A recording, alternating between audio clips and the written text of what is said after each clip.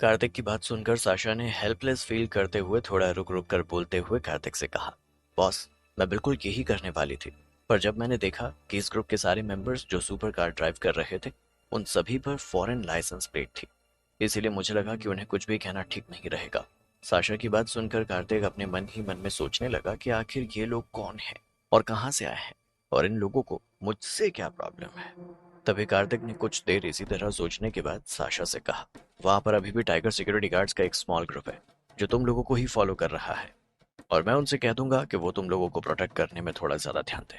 तब तक मैं भी आ जाता हूँ और जाकर इस बात का पता लगा लेता हूँ कि किस में इतने गट्स आ गए कि वो हाइसू में रहकर मेरे ही लिए प्रॉब्लम क्रिएट करने की हिम्मत कर रहा है। कार्तिक की बात सुनकर साशा ने उससे सहमत होते हुए कहा, ऑल राइट कार्तिक, क्योंकि मुझे ऐसी फीलिंग आ रही है मैं इससे ज्यादा अब इस सिचुएशन को हैंडल नहीं कर पाऊंगी। अब मैं यहाँ रहकर सिर्फ आप लोगों का ही वेट कर सकती हूँ। आप लोग यहाँ आ जाइए और यहाँ जो कुछ चल रहा है उसे अपने तरीके से सेटल कर लीजिए please. And I am really sorry Kartik, तुम्हें हमारी वजह से इतनी प्रॉब्लम हो रही है। साशा की बात सुनकर कार्तिक ने अपना सिर हाँ में हिलाते हुए साशा से कहा, यस डोंट वरी, मैं इस मैटर को जल्दी ही सॉल्व करता हूँ और इसमें तुम्हारी कोई गलती नहीं है साशा, इसलिए तुम अपने आप को इन सब के लिए ब्लेम मत करो। पर मैं वहां पहुंचूं तब तक तुम्हें वहां की सिचुएशन को बहुत ही केयरफुली हैंडल करना है और तुम वहां पर किसी भी तरह का कॉन्फ्लिक्ट मत करना, क्योंकि इस ग्रुप के सारे लोग सुपर कार्स को ड्राइव कर रहे हैं और इन सभी लोगों की कार्स पर विदेशी लाइसेंस प्लेट भी है, और मुझे तो लगता है कि उन सब के साथ जरूर उनके बॉडी गार्ड्स भी होंगे। कार्तिक की बात सुनकर साशा ने रिप्लाई करते हुए कहा, यस कार्तिक, मुझे सब समझ में आ गया है कि मुझे क्या करना है। कार्तिक इस वक्त साशा को शांत रखने के लिए और किसी भी तरह की लापरवाही ना करने के लिए इसलिए कह रहा था क्योंकि कार्तिक ये सोचकर डर गया था कि इस वक्त उन लोगों के साथ थोड़े बहुत ही टाइगर सिक्योरिटी गार्ड्स थे, और इसीलिए अगर वहां पर किसी भी तरह का कॉन्फ्लिक्ट हो जाता तो साशा और बाकी के एम्प्लॉयज को इसमें बहुत परेशानी होती। यहाँ पर आज स्टार मून एंटरटेनमेंट कंपनी के बहुत से एम्प्लॉयज थे जिनमें से 2/3 एम्प्लॉयज खूबसूरत लड़कियां थी, और इनमें से कुछ लड़कियां मुंबई के हंसराज यूनिवर्सिटी के डांस क्लब की थी जिनको राधिका लीड कर रही थी, और ये सारी लड़कियां बहुत ही खूबसूरत थी।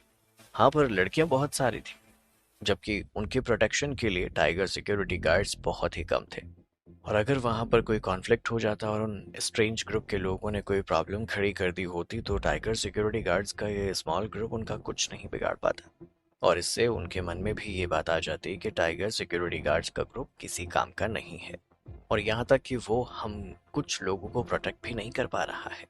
साशा से अपनी बात कहकर कार्तिक ने अपना फोन रख दिया, और उसके बाद कार्तिक ने तुरंत विवान और मैगी को बुलाया। कोइंसिडेंटली विवान आज कार्तिक के मैनर पर ही आया हुआ था, इसीलिए कार्तिक के बुलाते ही विवान तुरंत कार्तिक के ऑफिस में आ गया। वहां पहुंचकर विवान ने कार्तिक से कहा, बॉस क्या मैटर है मुझे बताइए। विवान की बात सुनकर कार्तिक ने तुरंत विवान से कहा, ये साशा और उसकी टीम एक प्रॉब्लम में फंस गई है। साशा और उसकी टीम के मेंबर्स का रास्ता सेकेंड जनरेशन के लोगों ने ब्लॉक कर दिया है जो इंडिया के नहीं है बल्कि किसी दूसरी कंट्री के हैं। कार्तिक की बात सुनकर विवान एकदम हैरान रह गया और उसने हैरानी से कार्तिक से कहा, बॉस, क्या क्या कहा आपने अभी? क्या हाइजू में ऐसा कुछ भी हमारे साथ हो सकता है? किसमें इतनी हिम्मत आ गई कि वो हमारे लोगों को परेशान कर रहा है और हमें प्रोवोक करने की कोशिश कर रहा है? विवान की बात सुनकर कार्तिक ने उससे सहमत होते हुए कहा, मैं भी अभी की करंट सिचुएशन के बारे में श्योर नहीं हूँ, पर अभी भी साशा ने मुझे कॉल करके कहा है कि उन लोगों से बात करना भी मुश्किल है। उन लोगों का ग्रुप बहुत बड़ा है, जबकि साशा के साथ हमारे टाइगर सिक्योरिटी गार्ड्स का ग्रुप उनके कंपैरिजन में बहुत छोटा है, इसलिए ये टाइगर सिक्योरिटी गार्ड्स उन लोगों को हैंडल नहीं कर पाएंगे, और इसलिए मुझे खुद जाकर वहां ये सब कुछ संभालना होगा। अब तक मैगी भी कार्तिक के ऑफिस में आ गई थी। जब उसने कार्तिक की बात सुनी तो उसने कार्तिक से कहा, बॉस, मुझे लगता है कि वहां पर मुझे चले जाना चाहिए और आपको पर्सनली वहां जाकर ऐसे छोटे मोटे मैटर्स को हैंडल करने की जरूरत नहीं है। ऐसे मैटर्स तो मैं खुद ही संभाल लूंगी। मैगी की बात सुनकर विवान ने भी मैगी के बात से सहमत होते हुए कार्तिक से कहा, बॉस, मैगी बिल्कुल ठीक कह रही है। आपको इस तरह के मैटर्स के लिए पर्सनली वहां नहीं जाना चाहिए। मैं ही अपने साथ वहां कुछ टाइगर सिक्योरिटी गार्ड्स को ले जाता हूँ और इस मैटर को सॉल्व करके वापस आ जाता हूँ। विवान की बात सुनकर कार्तिक ने अपना सिर नामे हिलाते हुए कहा, नहीं विवान, ऐसा करना सेफ नहीं होगा। हमें पहले से ही सोच समझ कर काम लेना चाहिए और सही डिसीजन लेना चाहिए, क्योंकि वो लोग बहुत ज्यादा बेशर्म हैं और मुझे तो लगता है कि जरूर ये लोग अच्छे बैकग्राउंड से हैं, तभी इन्होंने मुझसे पंगा लेने की हिम्मत की है। अगर वो लोग स्ट्रांग बैकग्राउंड से नहीं होते तो वो लोग साशा और बाकी एम्प्लॉयज को वहां सरप्राइज करने की कोशिश नहीं करते।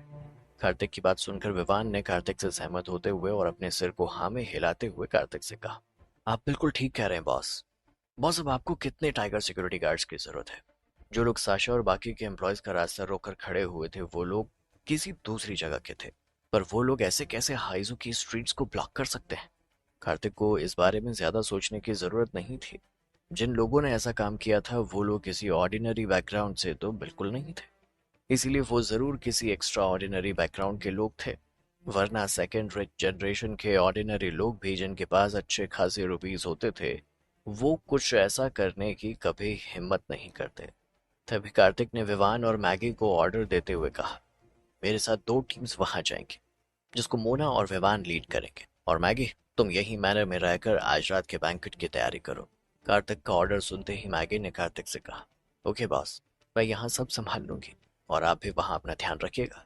मैगी को अभी भी यही लग रहा था कि ये कोई बहुत बड़ा मैटर नहीं था, पर फिर भी उसने विवान को इंस्ट्रक्शन देते हुए कहा, विवान तुम्हें बॉस का पूरा ध्यान रखना है, उन्हें किसी भी तरह से कोई प्रॉब्लम नहीं होनी चाहिए, क्योंकि चाहे जो हो जाए पर बॉस की सेफ्टी सबसे ज्यादा जरूरी है। मैगी की बात सुनकर विवान ने मैगी को प्रॉमिस करते हुए कहा, डोंट वरी मैगी, मैं बॉस का पूरा ख्याल रखूंगा। हालांकि मैगी विवान से बहुत छोटी थी, पर कार्तिक की पर्सनल बॉडीगार्ड भी थी, इसलिए मैगी का स्टेटस बाकी सभी लोगों से अच्छा था। कार्तिक के अलावा मैगी का स्टेटस भी काफी हाई था। यहाँ तक कि सिया भी, जो कुछ समय पहले कार्तिक के साथ थी, वो भी इतनी ज्यादा ऑनरेबल नहीं थी जितनी की मैगी थी।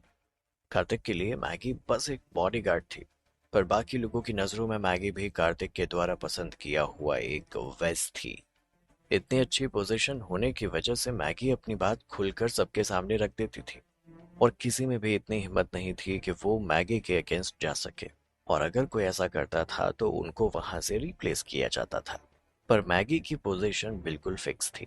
इस तरह एक शॉर्ट डिस्कशन के बाद कार्तिक, विवान और बाकी सभी के साथ मैनर से बाहर चला गया, क्योंकि हेलीकॉप्टर में एक साथ बहुत से लोग नहीं आ सकते थे। इसलिए कार्तिक हेलीकॉप्टर में अपने साथ वहां कुछ लिमिटेड लोगों को ही ले जा सकता था, और बाकी के बचे हुए लोग स्पीड बोट से वहां जाने वाले थे। हालांकि हेलीकॉप्टर में जाने की वजह से कार्तिक वहां पर जल्दी पहुंच जाएगा, जबकि स्पीड बोट से जाने की वजह से इन लोगों को थोड़ा टाइम लगने वाला था। इस वजह से ये लोग एक साथ वहां नहीं पहुंच सकते थे। कार्तिक ने भी इस बारे में नहीं सोचा था कि उसे इस प्रॉब्लम को सॉल्व करने के लिए टाइगर सिक्योरिटी गार्ड्स के साथ वहां जल्द से जल्द पहुंचना पड़ेगा, और उसे इस तरह का फोर्सफुल मेथड यूज करना पड़ेगा।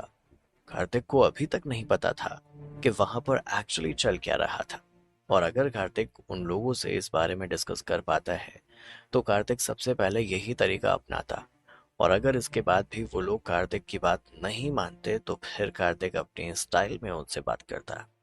फ्लैशबैक। अगर थोड़े टाइम पहले की बात करें तो साशा और बाकी एम्प्लॉयज हाइजू एयरपोर्ट पर बस पहुंचे ही थे, और वहां पहुंचकर वो प्लेन से बाहर आ गए थे। एक्चुअली हाइजू एयरपोर्ट पर लैंड करने वाली इन प्लेन्स के पास नेचुरली कुछ लिमिटेड लैंडिंग राइट्स थे। एयरपोर्ट के फ्लाइट मैनेजर्स के इन्फॉर्म किए जाने के बाद और इतने सारे प्लेन्स होने की वजह से बाकी की ऑर्डिनरी कमर्शियल एरोप्लेन लैंडिंग के लिए हवा में रहकर ही वेट कर सकती थी, और ये चीज़ एयरपोर्ट के बहुत से लोगों का ध्यान अट्रैक्ट कर रही थी। और एयरपोर्ट पर इस वक्त जो लोग थे उनके लिए भी एक लाइन में खड़े इन 10 एरोप्लेन्स की सेफ्टी पर ध्यान न देना बिल्कुल इम्पॉसिबल था। इस वक्त एयरपोर्ट पर बाकी की जो एयरप्लेन्स थी वो बिल्कुल साइलेंस स्टेट पर थी, और वहां पर ब्रॉडकास्ट शुरू हो गया था।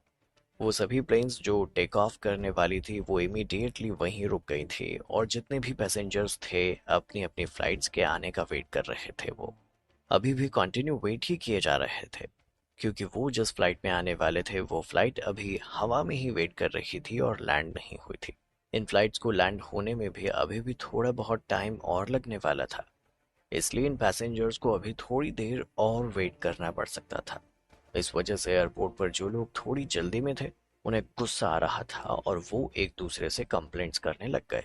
हालांकि वो लोग बस इस बारे में एक दूसरे को ही कह सकते थे, और इसके अलावा किसी में भी कुछ भी करने की हिम्मत नहीं थी। और वैसे भी एयरपोर्ट को इस वक्त इसी तरह से अरेंज किया गया था। इसे देखकर ये साफ पता चल रहा था कि जो प्लेन अभी यहाँ लैंड होने वाली है उसका बहुत स्ट्रांग बैकग्राउंड है। और इसीलिए वो लोग इस वक्त सिर्फ अपने हाथ पर हाथ रखे हुए खुद के प्लेन के आने का वेट ही कर रहे थे। और कहीं ना कहीं इस वक्त एयरपोर्ट पर खड़े इन लोगों के मन में भी ये बात आ रही थी कि ऐसा कौन सा पावरफुल इंसान यहाँ आने वाला है जिसके लिए पूरा एयरपोर्ट का स्टाफ रास्ता दे रहा है। और इसीलिए ये लोग भी इस अपॉर्चुनिटी का यूज करके उस पावरफुल बैकग्राउंड के आदमी को देखना चाहते थे। तभी प्लेन में से कुछ लोगों का ग्रुप बाहर आया। इन लोगों के कपड़े भी असाधारण लग रहे थे। ये सभी सेकेंड रिच जनरेशन के लोग थे जो इंडिया के बाहर से आए थे। इन लोगों की अपीयरेंस बहुत ही शॉकिंग लग रही थी। यहाँ पर कुछ लार्ज प्लेन्स भी थी जो इनके पर्सनल प्लेन थे। और जब सारे क्राफ्ट्स लैंड हो गए तो उनमें से कुछ सुपर कार्स नीचे उतार दी गई। ये सारी सुपर लग्जरियस लिमिटेड एडिशन की कार्स थी जिनकी कीमत करोड़ों रुपीस में थी। और वो भी सुपर कार्स एक जैसी नहीं थी बल्कि सारी डिफरेंट स्टाइल में थी। और जैसे ही एयरपोर्ट पर खड़े उन पैसेंजर्स ने ये नज़ारा देखा तो सब वो एकदम हैरान रह गए। यहाँ पर स्पोर्ट्स कार के कुछ क्रेजी लवर्स भी थे जो हाइजू में इतनी सारी वर्ल्ड फेमस कार्स को देखने के बाद एक्साइटमेंट और खुशी से नाचने लग गए थे। और वो इतने ज्यादा एक्साइटेड थे कि उनकी एक्साइटमेंट देखकर वहां खड़े बाकी के लोग भी खुश हो गए थे। क्या लगता है आपको, कौन है ये लोग और इंडिया में क्या करने के लिए आए हैं? क्या इन लोगों का बैकग्राउंड कार्तिक के बैकग्राउंड से भी ज्यादा स्ट्रांग है? जानने के लिए सुनते रहिए 02 ही